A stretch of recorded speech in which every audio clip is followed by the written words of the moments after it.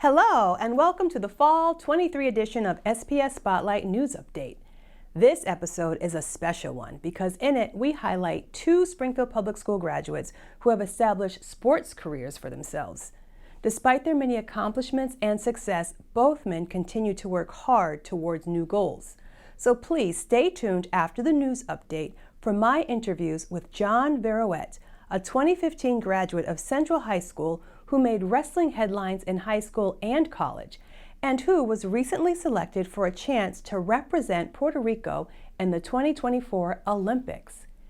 And with Charles Evans, a 2004 graduate of the High School of Science and Technology, a high school and college basketball standout, a former player for the USA Professional Overseas Basketball Team, who is now founder and owner of the professional Springfield-based ABA team 413 Elite. Both men talked openly and honestly with me about their success, failure, and their journeys. And though both men are steeped in sports, their words of wisdom extend far beyond the wrestling mat and basketball court. So please stay tuned for our in-depth conversations. But first, the news. This fall, DESE released MCAS results. Statewide, the results showed that the decline students experienced because of the pandemic has stopped, and recovery is now in full effect. DESE reported that student achievement is still not where it was pre-pandemic, but results are promising. In ELA and math, for example, MCAS results were either the same or improved in all grades compared to 2022. Here in Springfield, MCAS results show improvements slightly more than the state in the percent of students meeting or exceeding expectations in categories of ELA, math, and science. And 65% of Springfield Public Schools were classified as meeting, exceeding, or making substantial progress towards targets. And finally, in MCAS news, the state specifically recognized Brookings, Glickman, and Milton Bradley elementary schools for their strong growth and overall achievement. Just like across the nation, the commitment here in Springfield remains strong in schools and in the community to bounce back to pre-pandemic measures in all ways, especially academically. PBL Works, a California-based organization focused on deepening student learning experience, has recognized Walsh Elementary School as its 2023 World School Champion, citing the school's transformative approach to teaching and learning. PBL, an acronym for Project-Based Learning, uses real-world scenarios to help students gain knowledge and skills that increase across academic subjects. The method includes the use of complex questions or problems, critical thinking, problem-solving, teamwork, and self-management. Walsh students have participated in more than 60 project-based learning assignments over the past 3 years, and this year, every student will complete 3 PBL projects with a focus on science, social studies, and more. Project-based learning is a key component of our Portrait of a Graduate and represents an answer to the community's request for classroom learning experiences that better connect with real-world relevance for students. Do you know Dewey? Dewey is an online learning hub available to help families and communities boost student success and well-being. Free resources and activities tailored for Springfield and created by experts in education and child development are available at your fingertips. Dewey provides help for homework challenges, tips to improve your reading, writing, and math skills, fun learning activities. It provides guidance on kids' use of social media, nutrition information, and emotional information. And school and district-based news and information is also available on Dewey. To learn more about how you can access Dewey, contact your child's school. And finally, beginning this year, all school committee and subcommittee meetings are live streamed. You can access the live stream via the SPS Facebook page or by visiting our website. And now, please stay tuned for our guest interviews. Hello again, and welcome to the special segment of SPS Spotlight News Fall 23 Update. Today, you will hear from John Viruet and Charles Evans. Both are athletes. Both have stories that will inspire. Both have a strong passion to give back to their community. And both are very much committed to continued growth and achievements, not only in their career, but also in their families, their community, and as individuals. We begin with Charles Evans, who graduated from the High School of Science and Technology in 2004. A standout basketball player, Charles went on to play basketball at Holyoke Community College and Edwards Waters College, a D1 HBCU in Jacksonville, Florida, where he earned his college degree in business administration with a minor in accounting. After college, Charles represented the United States for 10 years as a player on the overseas basketball team, spending a lot of time in countries such as Italy, Switzerland, and Tahiti. He has been a basketball player and a basketball coach, and now he adds the title of owner to his resume as the founder of 413 Elite, an American Basketball Association professional team based here in Springfield. Still in their infancy, the team is off to a great start in the league, with a record of 14-6 last year and a ranking of 13 out of 120 teams at the end of the season, and as high as 4th during the season. And we are back, and as you heard, we are hearing from none other than the owner of 413 Elite, a Springfield-based professional basketball team playing in the ABA, Mr. Charles Evans. Charles, thank you so much for joining us today. I appreciate it. Thank you for having me. So your organization is fairly new. You started it about 2 years ago. Yeah. Um, from scratch. Mm. There was no 413 Elite before you started the team. It's a huge undertaking to start a professional basketball team. It takes a lot of, it's a leap of faith Yes. in many ways, and I'm sure it takes a lot of hard work. Where did you get that courage and confidence to take that leap? I've just been always being down and counted out. I've always wanted to have my own. I always had business ambition, and I love the sport of basketball. Coming from Springfield, the birthplace of basketball, all we did playing in all the inner city leagues and stuff like that. So I knew eventually, I didn't know it would be ownership, but I knew it would be something in basketball. And it just so happened, you know, my faith in God, the doors opened up and I'm able to come back to my hometown and actually own the team instead of Yeah, playing. right. So, Where does, and I don't want to get too much into the weeds, but where does one start? Do you pick up the phone and make a phone call? Do you send a letter to a particular, I'm just trying to imagine those first early steps that have led to where you are now. so with me, it's always been, I started with playing, then from playing, coaching, and then from coaching, it was kind of like, okay, if I had a chance, I felt the calling and said, if I had a chance to run a team, how would I do it? Because throughout my journeys, I was seeing good and bad, both sides of the coin. Mm-hmm. So I said, okay, if you had your own team, what would you do? How would you do it? And how would you run it? And I wrote a bunch of different things down in my notebook and stuff like that, and just my experience. So now, when the doors open, I reached out. I had a friend reach out. Actually, I reached out to a friend, and he reached out to the owner of the ABA, and he said, "Hey, I got a guy from the birthplace of basketball that want to own a team." So they put me in contact, and it just so happened everything just fell right in place, and now I'm able to showcase exactly what I put in that notebook. Right. Well, so it seems like it's a journey as you were progressing in your professional basketball career overseas. That is when that train started to run. I mean, you may not have known it then. You always had ambitions, but you had to draw on everything that you learned during that time. Correct. Correct. Yeah. So let's talk a little bit about your experience with Springfield Public Schools. So you graduated from the, High School of Science and Technology in 2004. okay. And so how have you felt like that experience has built you to be where you are today? Well, I mean, it started, like I said, it started in Kennedy, actually, Kennedy Middle School. I went to Homer Street for elementary school, then Kennedy, and then Sci Tech. But I went to Sci Tech because I didn't want to follow the crowd. And I felt around that time, everybody was going to commerce.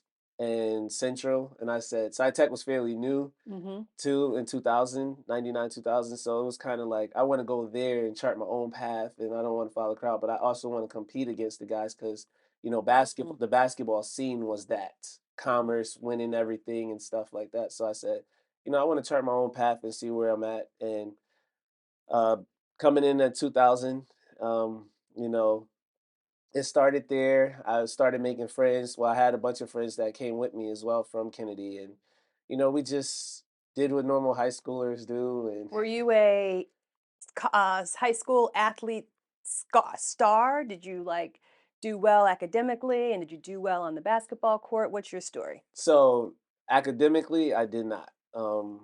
I didn't take school serious as far as grades go, and I ran the hallways and stuff like that. So around 2000, you needed a 1.67 GPA to play sports. So I did just that, the bare minimum to make it.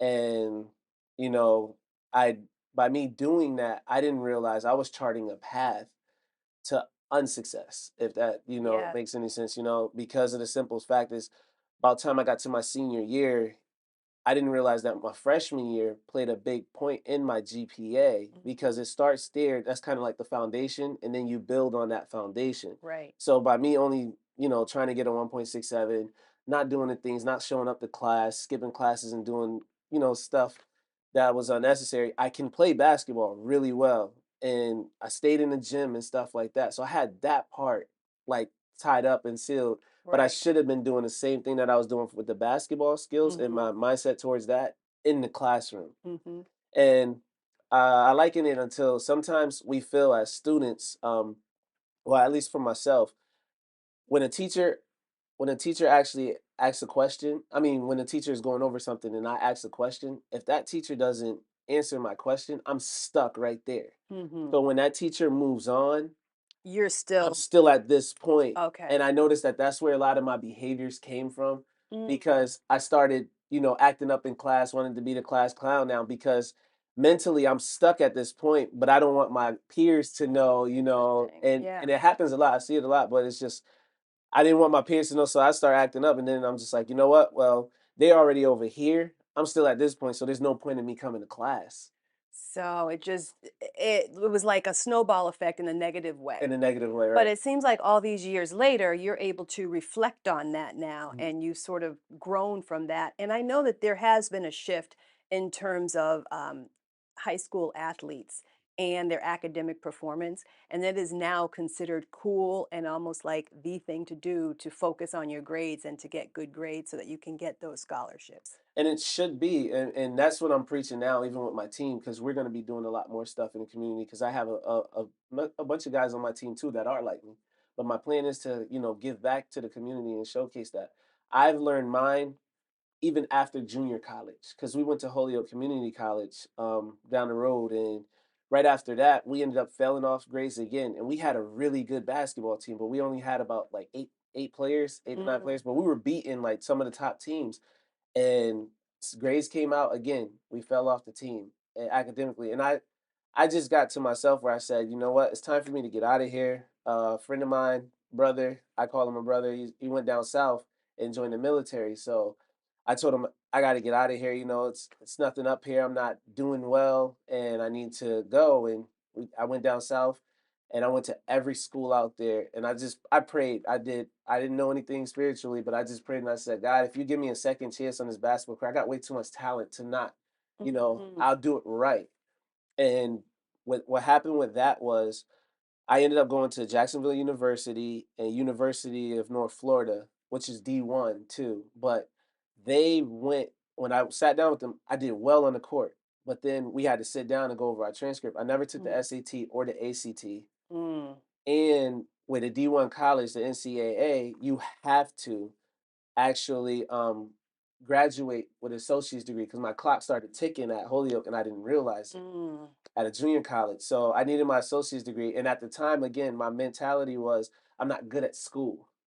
So I'm good at basketball, but it's going to take me probably like 3 years to even complete my junior college, my associate's degree, and then go on to Yeah. school. And I'm ready to play now. So I was playing in the local leagues, street leagues and stuff like that, and then one of the guys from FCCJ at the time, Florida Community College, Okay. Jacksonville, he took me around. He said I couldn't play junior college, but he took me around to different schools and stuff. And then the HBCU, Edward Waters College, which is now Edward Waters University, Okay. and I went there. I did well in the court, and then the coach, actually, Coach Mo, he said I could get you in now, and I could give you 3 years on the court. And I was like, it's a done deal. Where do I sign? Of And course. I ended up signing there, and a lot has transpired from that. What I'm seeing is it seems like you take a lot of power moves. You know, I'm going down south because I'm not doing anything here. I'm going to. So it's like you have had a pattern of reflecting on where you are and where the problem areas are, and then focusing on fixing that. Right. And I think what it was is just sometimes I'm a loner, if that makes sense, but I could be around a bunch of people. Like I could be in a Hmm. crowd, everybody loves being around me and stuff like that. We're having a fun time, but I'm still by myself, like in a Hmm. weird way. So I'm like, I don't want to be here like that. Like I don't want to, I got too much potential, too much, Yeah. inside of me to just be average. And I think that came from just, my sister, she came up in Springfield Public Schools as well, Nicole Evans. She went to Central. She was a top basketball player at the Hmm. time. Hmm. And she got a lot of attention, a lot of star power, D1 colleges, UConn, all of them came down to Central, and she was really good, legit. But she got a lot of the attention. So I think I'm like that's my little sister. I teach her. She'll tell you like oh Yeah. but I respected it. Of course I love my little sister, but I always felt like I played the background. Hmm. But I'm like I know who I am, and I know the power I possess, and I know where I'm going. So I know Yes. what I can do. And it's Yes. just like, just give me a chance to showcase that. But what I didn't realize was it was inside of me. It was on me and Yeah. me not fulfilling my potential or doing the right thing. And I had to learn that after side tech and after Holyoke. And to get back to the college part, but for the HBCU, I had another sit down with myself. And it's crazy because I ended up graduating my HBCU experience, well, my bachelor's degree, Sigma Beta Delta. I'm a part of Sigma Beta Delta International Business Honor Society. I got recruited to go play in Italy my junior year in college, and they wanted me to stay. And I was gonna stay, but I said, you know what, I can't because I have to go back and finish what I started Mm. because I made a promise that if I if I get a second chance, I'm gonna do it right. And what I realized was the thing that was holding me back was my academics Hmm. Wow. and being that school thing, Right. and So you had to come back and face that face head it. on. And Yeah. the crazy thing about it is I get goosebumps now, but when I faced it, I came back and I actually did well. And I haven't got injured my whole career, but I got injured my senior year Mm. and I missed some Worst time to games. get injured. Right after I got an offer to stay in Italy, get paid, start getting paid to play basketball right now, and so after that, I came back. I finished my degree, and my stock actually went up because I did get back on the court. I led the conference in rebounds. I averaged a double double, so I Okay. did real well Right. at the HBCU. It was an NAIA school at the time, NCAA D2, So everything came together full circle. full circle. Um, but again, it's that another power move, right? Like I have this opportunity here in Italy, but I have to go back because I made a promise to myself. Right, So sticking with and that. that was tough. I'm not gonna lie, I'm it was tough. sure. It was tough. It was really tough. Yeah. Where And do you get that? I don't know. It seems like you have a lot of resolve. You have a lot of like stick to it idness in you. Where do you think that comes from? I think seeing my mom struggle and my mom, my mom, I gotta give her credit. I do. Hmm. There's times where, she did the best she can, with a son. So it's kind of like Right. I just never seen her quit. I always see her love on everybody. You know, I realize now at the time we didn't have much, but when we were kids, it seemed like everything. Right. So Yes. understanding that, and as I got She older, kept her struggles away from you. right, right. And now with me being a father and stuff like that, I understand where it was at the time. I didn't. I Hmm. just thought, oh, you just over there Right. taking care of the sisters and all of that good stuff. I'm by myself, so but it's not. That wasn't the case at all. And the love was there. It's just how do you raise a man? And she raised me with tough love, like Hmm. legit. Right. There's times we had our battles and stuff like that, Are but you the only boy in the yeah, I'm the family? only boy. And how many sisters? Two sisters, two Two. younger sisters. Okay, So two sisters, a mom, and you yeah, in the house. yeah, yep. And like I said, I just she's a strong woman.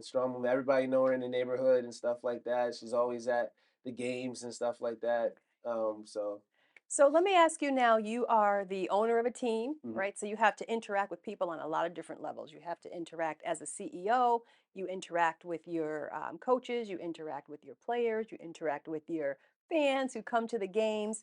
But you are the same person. You are always Charles Evans, no matter who you're talking with. So how do you stay grounded? It's funny because I was just talking about it. Like when I'm in Tahiti, they treat me like LeBron James. Like when Okay. I go over there, get off the plane, they give me everything, and but I'm so normal that it's kind of like wow. But I say it's like LeBron James here. Like if LeBron James was Right. to come, how everybody would Right. act. Yep. That's how I am in Tahiti, and me coming back to America is kind of like a humbling experience, especially back home.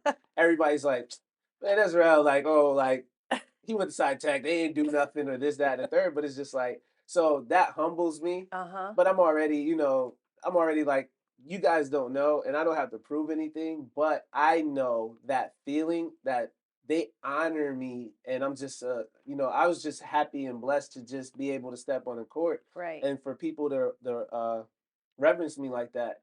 It was one of those things where it's just like, man, so I don't take it lightly, and I mean, I was more so looking at them like, I'm just happy to be here. Right. This is beautiful, like Right. Yep. black sand and So, everything. yeah, So, yep.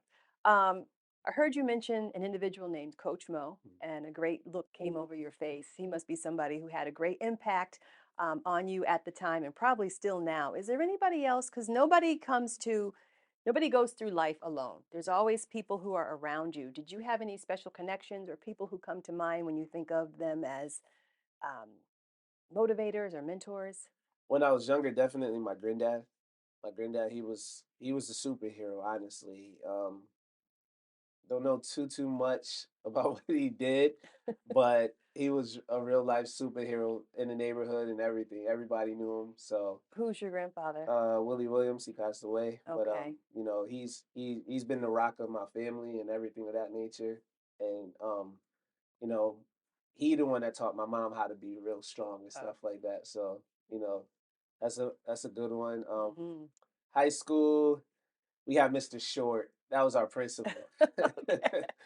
And at the time at Sci Tech, we were going through principals like change of socks. So and we actually had went outside, the news had came and everything, and we actually fought to keep Mr. Short so that way he could stay Oh. our principal the whole 4 years because they wanted to get rid of him.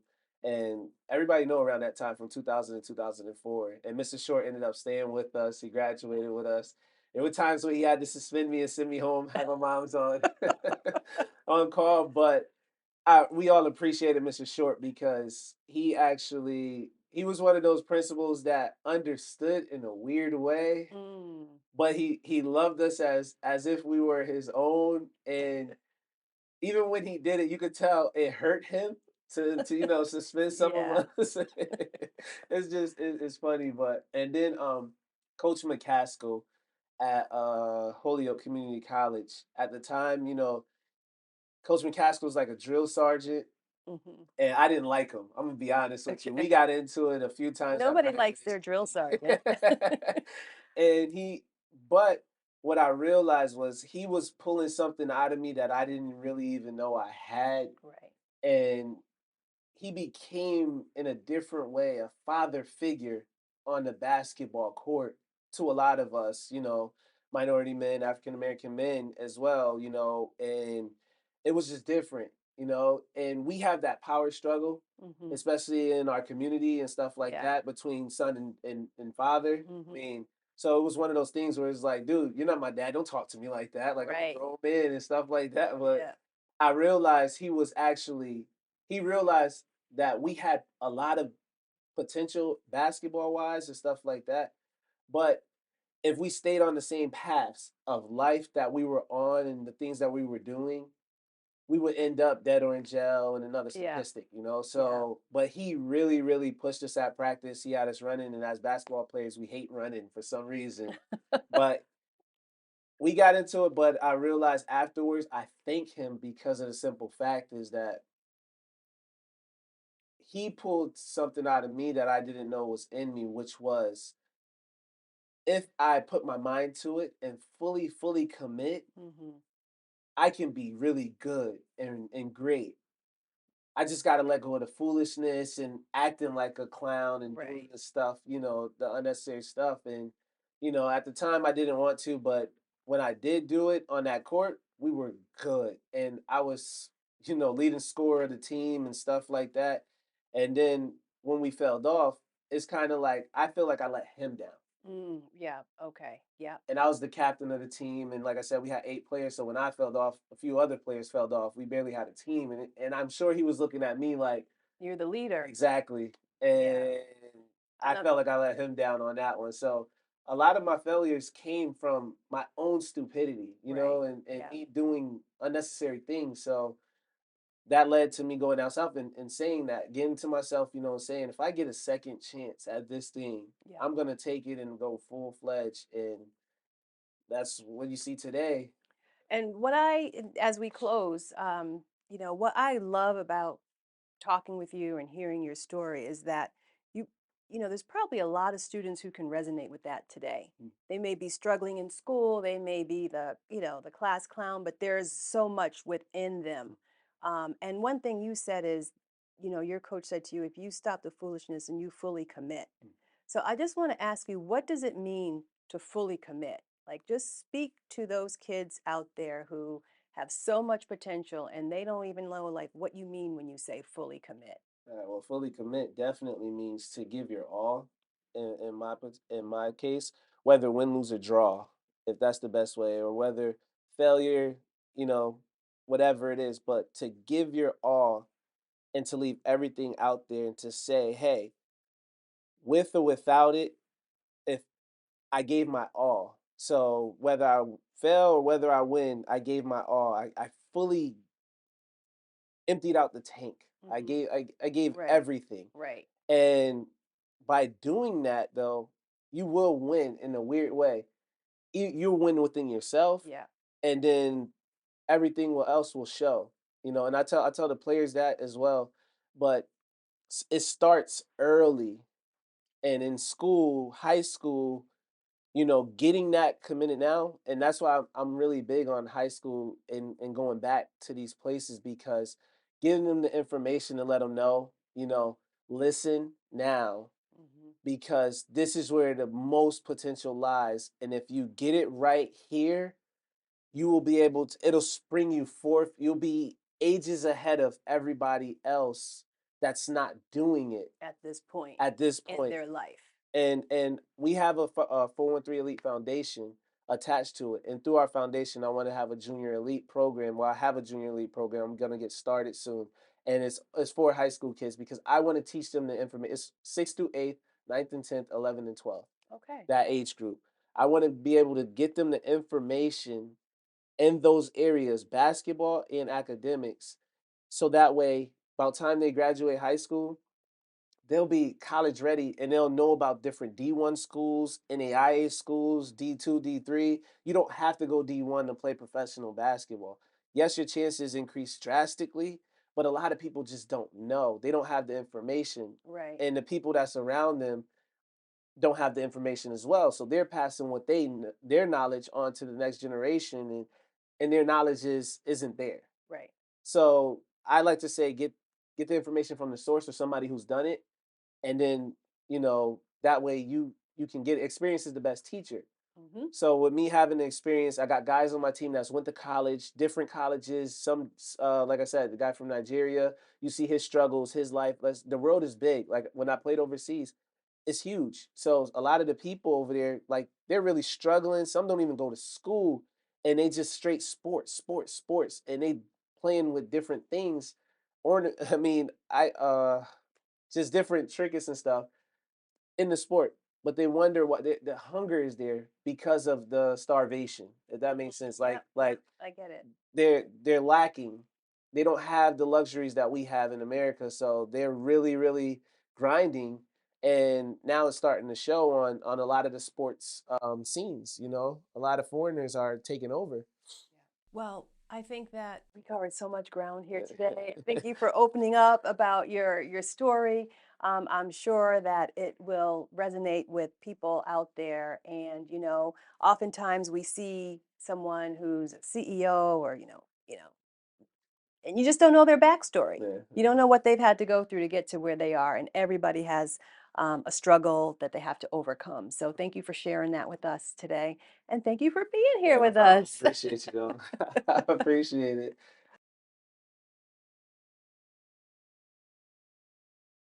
John Viruet has been wrestling since he was a child. During his years at Central High School, he was Western Mass champ 4 times, state and all-state champ 3 times, New England champ and national champ twice. He won Greco All-American 2 times and more. After earning a D1 scholarship to Brown University, an Ivy League school, Viruet was a NCAA Division I qualifier twice, EIWA 3 times, and when he came back to Springfield, he helped open Grit and Gratitude Wrestling Club. And just recently, the Puerto Rican Olympic Committee selected Viruet for a chance to represent Puerto Rico in the 2024 Olympics. He is currently training with Springfield's Olympic bronze medalist Rodney Smith and Jose Escribano, a former Massachusetts Greco-Roman national team coach. And as promised, we are now joined by John Viruet, who is here to talk with us about his exciting career and his even more exciting quest to represent Puerto Rico in the Olympics taking place in August of 2024. John, thank you so much for taking time out to be with us here today. It's great to have you here, and I just want to talk a little bit about your journey from, let's start from Brown University to where you are now. What have you been doing in between that time? Yeah, first I want to say thank you guys for giving me the opportunity to speak and taking the time to invite me into your studio. And to follow up with that question, following Brown, I tried to take a career in what Brown alumni usually do, and I went to the city, New York City, for a little bit. For about 6 to 8 months, I was out there headhunting, recruiting. Helping pharmaceutical companies build their marketing teams to get rare disease and gene therapy practices out to individuals that need it. And since then, I've came home and started to work on the community. While I was in New York, they presented a bunch of opportunities to work with nonprofits and use my wrestling experience to their advantage to kind of build programs out there. And I was very much reflecting on my community and the need that is here in Springfield. And I saw that um, my services and my passion was much more significant here and wanted to contribute as such. And as a result, I was able to develop a program, a gym in the north end of Springfield, located on Bernie Avenue, identified as Grit and Gratitude Wrestling Academy. We're a nonprofit that services um, low-income minority populations that wouldn't otherwise have the resources to support themselves, and we decided to use wrestling as a vehicle to support them and essentially teach the youth, the individuals, people in our community, whether it's young adults, whether it's adolescents, whether it's grown people. We try to get them in there and put them on the right path with mentors, with coaches, with like-minded people that are all chasing one similar goal to be great, whether it's a great citizen, a great athlete, a great mentor. We're all growing together. We are an established program, but we're only going to get bigger. So we're looking to increase our footprint, but most importantly, our impact is what we're focused on, is our impact on our community, on the kids, and the results speak for themselves. So I think that not only are we successful on the mat, we also have a lot of community service endeavors that we pursue as well. With that, I was able to, pursue my passions, as I said before, and kind of take it to where it's at right now. And with that opportunity, thankfully, I've had the opportunity to pursue an Olympic dream or an aspiration of many wrestlers or athletes in general. Wrestling is a sport that doesn't have a professional career. We don't have the NFL. We don't have an MLB. We don't have an NBA. And the sport itself is very underappreciated in the sense of what we give versus what we get out. I could tell you from experience that the best thing we get is shoulder, neck, and back injuries. And whether we're immobilized at a later age or not, a lot of us have a lot of intangibles that are obtained from doing such a sport. And I think confidently I can say Olympic medal or even Olympic participation is definitely the epitome of the sport. Right. So it's basically it's the pinnacle because there is no professional league like you were saying. Mm-hmm. So if you are a wrestler as a child, I was talking with your coach a little bit earlier, Jose Escribano, who is also our chief of family and community engagement and also your coach. And he was saying, if you are a serious wrestler as a child, that's your dream, is to go to the Olympics. So I just want to kind of talk about that a little bit because now, as somebody who's chasing the Olympics, as somebody who's mentoring the youth, you're surrounded by young people who are you, who you were when you were at that age. So let's talk about sort of the things that molded you to be in this position today. You mentioned that mentoring is an important part of your organization that you run.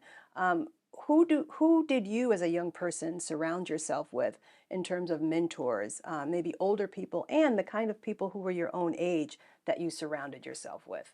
To be honest, I would say, it goes a long way that the support from my community got me to where I'm at today. I would confidently say that without, the teachers, the family, the friends, the support that we did have, there wouldn't be John Viruet that you see today. There wouldn't be as many accolades. There wouldn't be as many trips that we hear about. But I would say early on in my career, there was a few coaches, including Jose, including Aníbal Nieves, including Rodney Smith, another Springfield native I have to give a shout out to, bronze medalist. Yes, a legend. From Putnam, went to Winnick, so stayed in the city, is serving the city, is on our board at the gym. Awesome. Couldn't be more grateful for someone like that. He could be doing a lot of other things, but he's here working with us, developing the youth, developing our program, and assisting me in my endeavors. But I would say that aside from the work that I put in and that is required of wrestlers in general to be great, there always has to be somebody that has that vision for you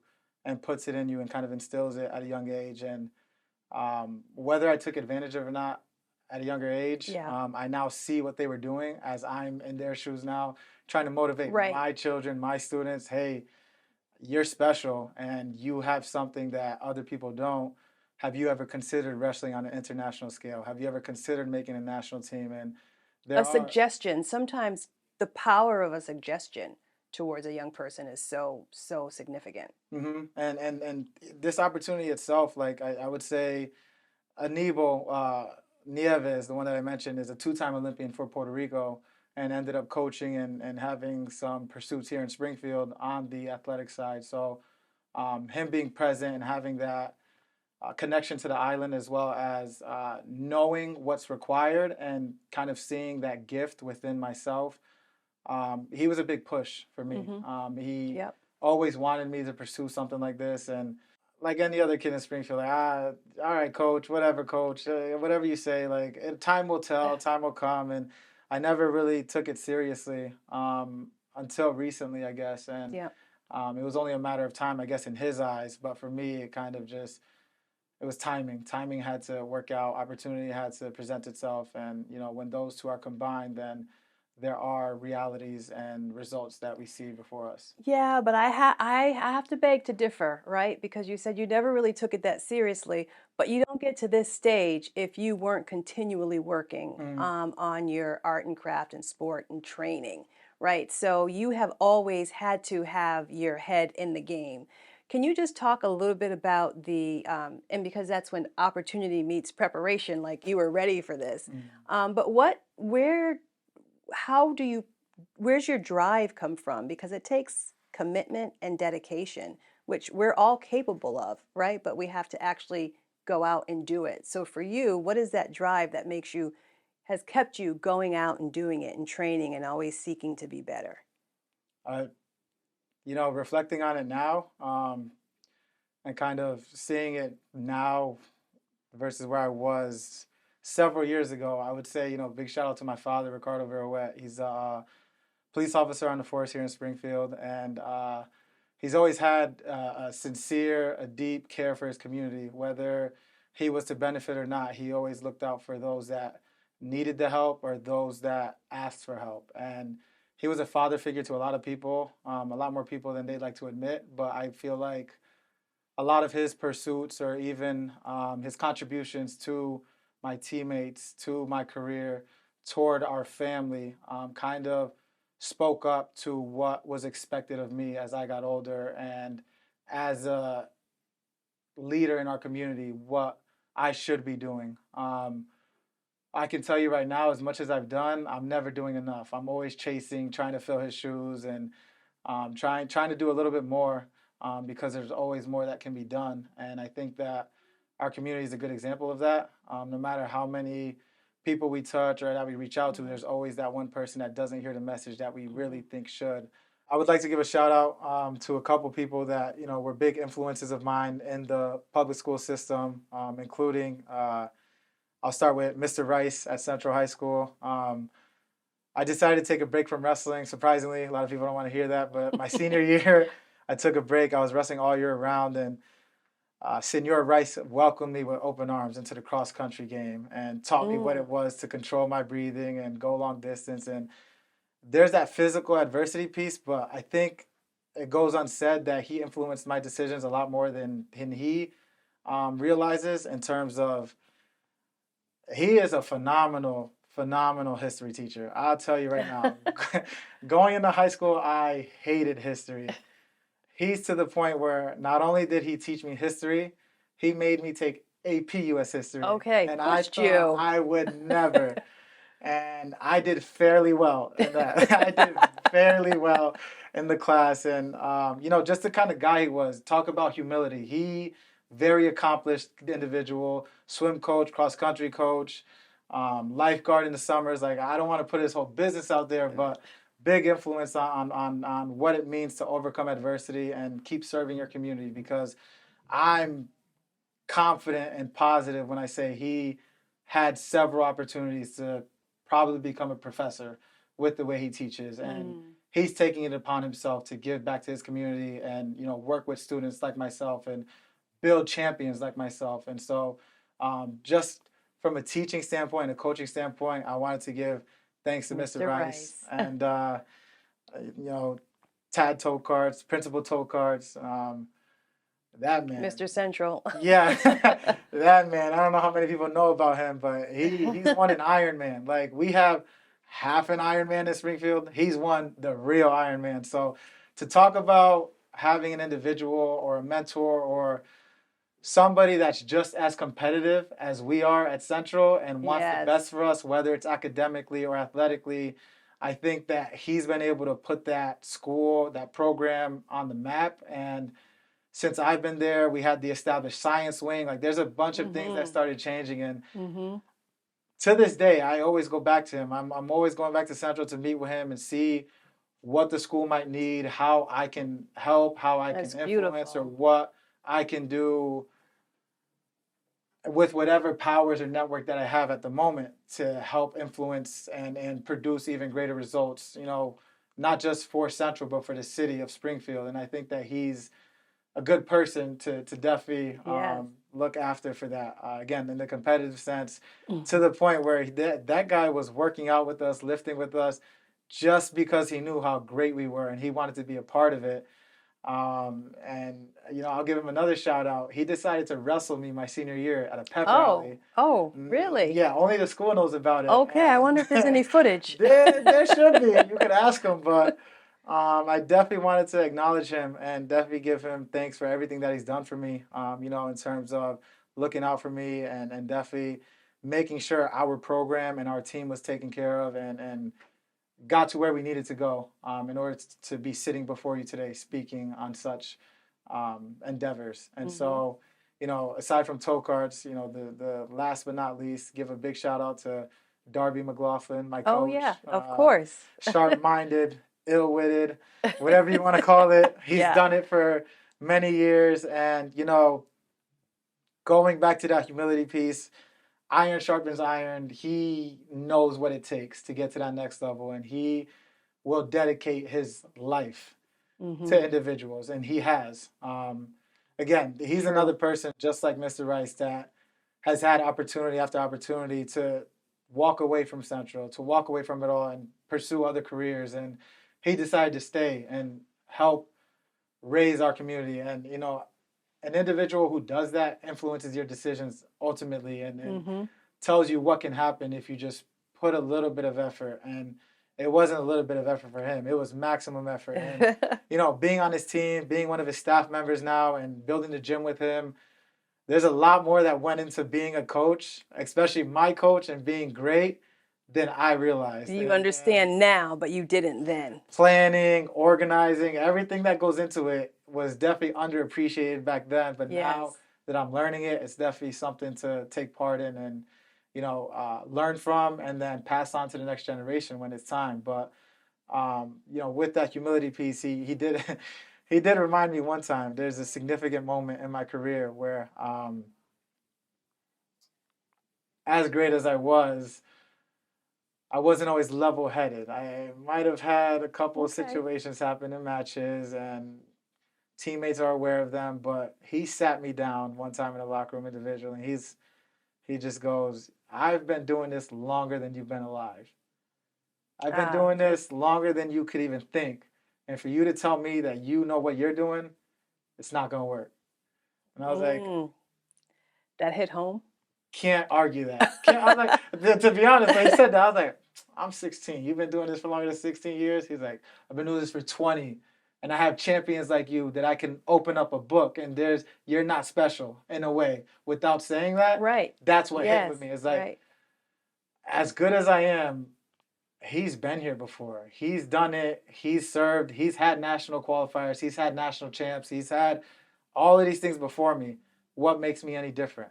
And so with that speech, with that conversation, definitely allowed me to humble myself. And I think that was the year that I actually won nationals. So whether or not we contributed, it definitely hit home. And I definitely want to say that, again, my supporters, I'm here to give back, but I love everybody and I love all my support. But those individuals that I've given a shout out to, I couldn't express my gratitude enough for. Yeah, it's just those very, very important connections.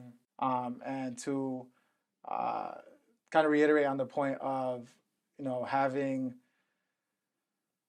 taken it seriously in the sense of I always knew that wrestling was going to be that vehicle that got me to the next stage. It helped me complete my college career, get me an education from an Ivy League school. But I would say that I never considered the Olympics as a real thing, or I never considered international experience as a real thing. I kind of just, I'll do it as an exhibition. I'll do it because you guys are bringing me there. I'll do it because you asked me to, not because I think it's a serious goal until recently. And I was like, yeah, this is for real, and this is something that what we can was set the up. switch? What switched that on for you? Timing, to be honest, how it just worked out, having the opportunity to go and compete in some tournaments this spring down on the island and reconnecting with them, because I've actually wrestled in Puerto Rico more than just recently. I wrestled when I was much younger. There's a tournament annually. They host it. It's called the Copa Sparta. So every Columbus Day weekend, they have a tournament. They invite teams from Canada, from the U.S., from Mexico, and South America. And so as a result, that was my first international experience. And although we did well, I was very grateful for the opportunity. Just to travel. It was my first time on the island, got to enjoy it, but also being able to see what other countries or cultures are like and how they treat the sport of wrestling and how serious they take it. And so once I started performing well there, I kind of left it where it was until recently. And I was like, I think I could do this. I think I could do very well. With the gym being the way it is, and trying to develop some collegiate and adult programs there, and having the participation that we do from the local colleges and the support from our staff and our community. I think that a lot of people pushed me in this direction, but it also was something that was in the back of my mind again from my youth, and it kind of just all came together within, call it the perfect storm, but Right. it all just really worked out. Yeah. But you were always ready. You always trained. You were continually in the gym. You were on the mat. You were always working towards it. But there must have been along the way some sort of setbacks, right? Because the roadmap is not always straight.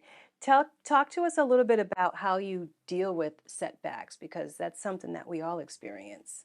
Yeah, I would say that setbacks are a part of life, whether you're an athlete, a professional, and whatever career you decide to pursue. I think what makes a champion is how you deal with those. I think early on in my career, especially in high school, I didn't lose very often, but when I did, I wasn't the happiest, but I learned to accept L's as learning opportunities rather than losses.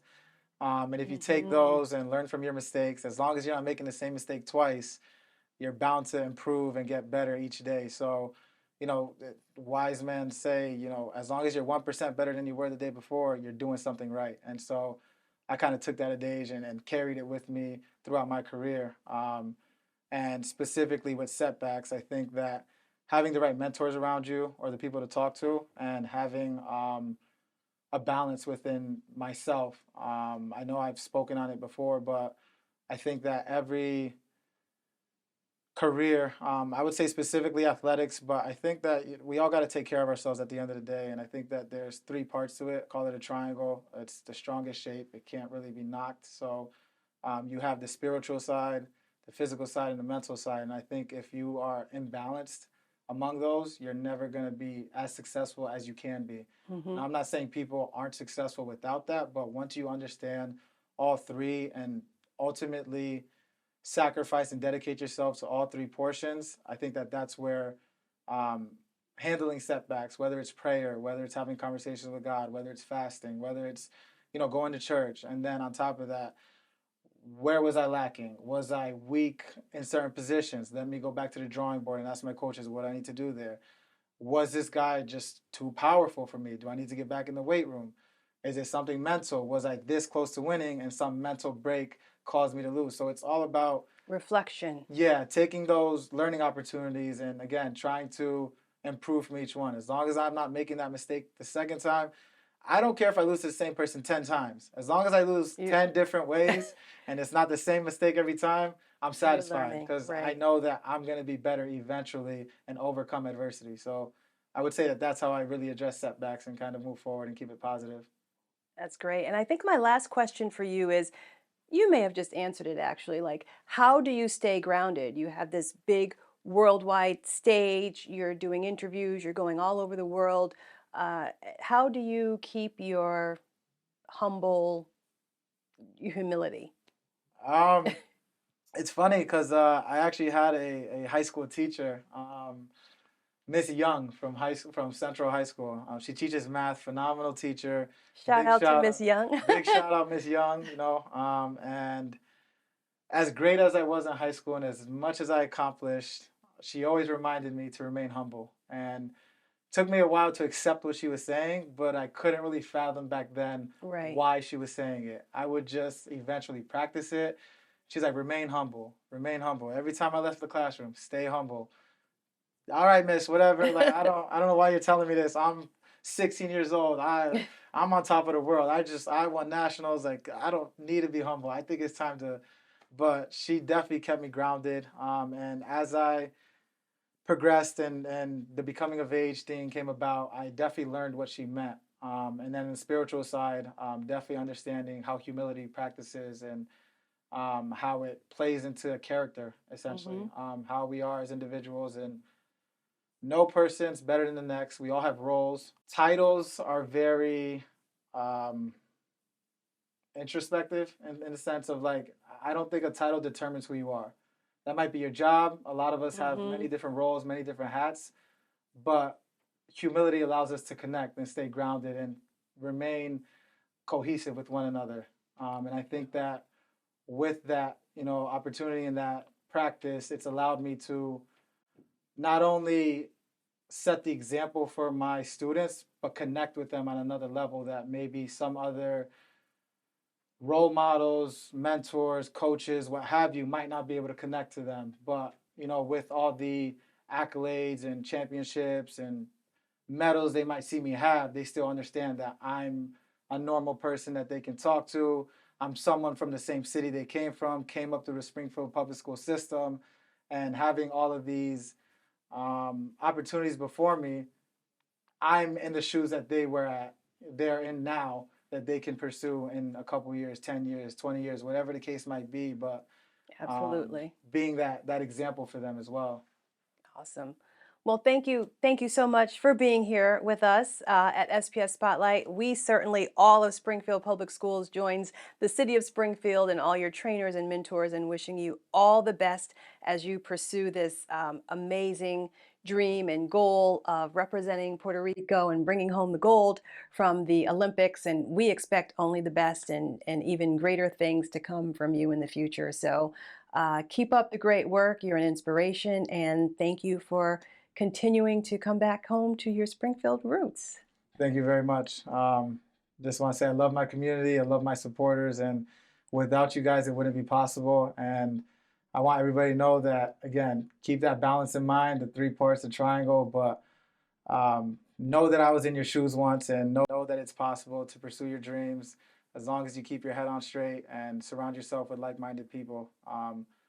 Take it upon yourself to take it as far as you can. Again, not everybody's going to be an Olympian, not everybody's going to wrestle, but there's opportunities and resources out there. You just have to know where to find them and where to look. So I think staying immersed in your community and giving back, again, that's the point of our gym. We're not just grit, we're not just gratitude, we're grit and gratitude for that reason. We like to instill this toughness and this ability to overcome adversity with our students and our athletes and, again, our staff in general. Like, just because we're coaches and we're grown doesn't mean we don't go through adversity. So I want everybody to understand that it's not only overcoming adversity, but it's also giving back, that gratitude piece, being thankful and expressing your gratitude in several different ways, whether it's your community, your involvement, your volunteer time, whatever it might be. Just be the best that you can. And, service at the end of the day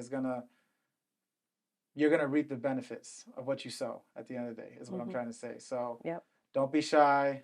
Don't be scared. Take that step of faith, and let's make things like this normalcy rather than an anomaly. We want it to be an expectation here in Springfield, and we want to raise our community together. No individuality. We're all together. Let's do it together. Hear, hear. Can't say any. I'd like to thank John and Charles for sharing their journey with Springfield Public Schools and their gifts with our community. Their stories have a takeaway for anyone who hears them, whether they are athletes or not. And thank you for watching.